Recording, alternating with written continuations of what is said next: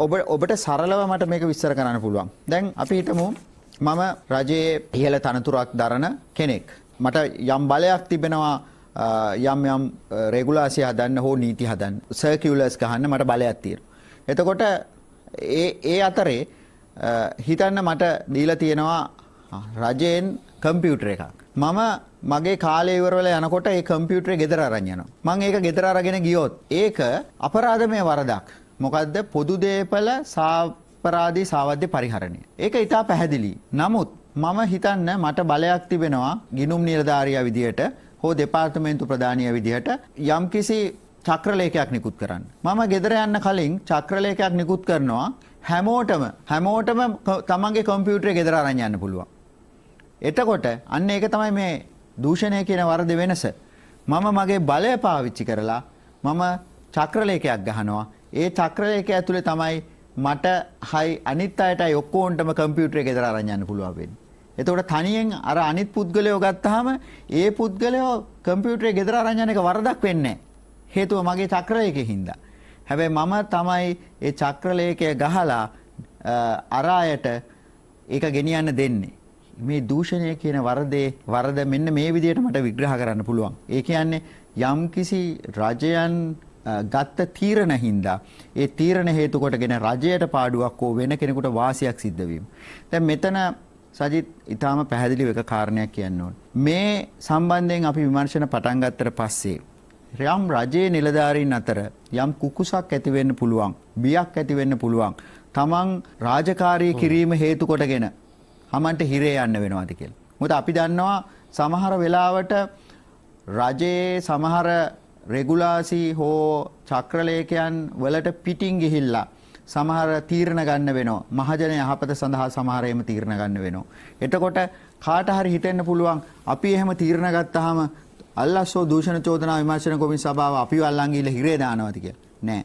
මේක ඊටාම වැරදි විදිහේ අර්ථ නිරූපණයක්. විශේෂයෙන් වරදක් ඔප්පු කිරීම සඳහා ශාරීරික අංගය සහ මානසික අංගය කියන දෙකම ඕනේ. ඒ කියන්නේ යම් කෙනෙක් යම් දෙයක් සිදු කිරීම පමණක් නොවේ.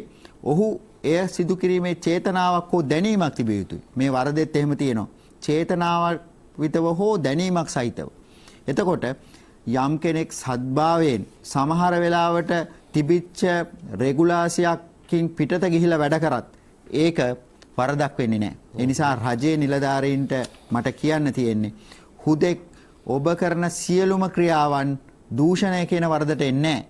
හැබැයි ඔබ කියන ක්‍රියාව ඔබ චේතනාන්විතවම හෝ දැනුවත්ව රජයට පාඩුවක් වෙන බව හෝ වෙනත් කෙනෙකුට වාසියක් වෙන බව දැනුවත්ව සිදු කළහොත් ඒ අනිවාර්යෙන් දූෂණය කියන වරද තුලට වැටෙනවා. ඒ නිසා මේ ක්‍රියාදාමය තුල රජයේ නිලධාරීන් බියවිය යුතු නැහැ. අවංකවම වැඩ කරන ඇත්තටම සද්භාවයෙන් වැඩ කරන රජයේ නිලධාරීන් බය වෙ යුතු නැහැ. හැබැයි බය වෙන්න ඕනේ කට්ටියක් ඉන්නවා. ඒ බය වෙන්න ඕනේ කට්ටිය තමයි තමන්ගේ නිල බලය පාවිච්චි කරලා තමන්ගේ දූෂණ වැඩවලට තමන්ගේ නිල බලය පාවිච්චි කරපු අය. එහෙම අය බය වෙන්න ඕනේ. මොකද එහෙම අය තමයි අපි දැකලා තියෙන්නේ පහුගිය කාලේ විශාල වශයෙන් දූෂණයන් කරලා තියෙන්නේ. ඒ වයින් රටට සිද්ධ වෙච්ච අලාභය ඊටාම වැඩි සහ වෙනත් පුද්ගලයන්ට කරගත්ත ලාභයන් ඊටාම වැඩි. ඒ ප්‍රමාණයන් සමහරවිට සජිත් අපිට කියන්නත් බැරි තරම් විශාල ප්‍රමාණයන්. ඒ නිසා ඔබ දකින්න ඇති සමහරට කෝප් කමිටුවේ එළිදරව් වෙන කාරණා ඒ කාරණා සියල්ලංගෙම තියෙන්නේ රජයේ නිලධාරීන් විසින් ඔවුන් ක්‍රියා මාර්ගයන් ගැනීමේදී මේ චේතනාන්විතවම ඒ කියන්නේ දූෂණය කිරීමේ චේතනාන්විතවම වෙන කෙනෙකුට ලාභයක් ලබා දීමේ චේතනාවන් සහිතව කරපු දේවල්. ඒ නිසා මම පැහැදිලිව එක දෙයක් කියනවා. රජයේ නිලධාරීන් අවංකව සහ විශේෂයෙන්ම සද්භාවයෙන් තමන්ට කිසිම ක්‍රිමිනල් ඉන්ටෙන්ෂන් එකක් නැත්නම් එහෙම දෙයක් කරන්න. එහෙම කරන අය අල්ලස්සෝ දූෂණ චෝදනා විමර්ශන කොමිෂන් සභාවට හෝ දූෂණ විරෝධී පනතට බියවිය යුතු නැහැ.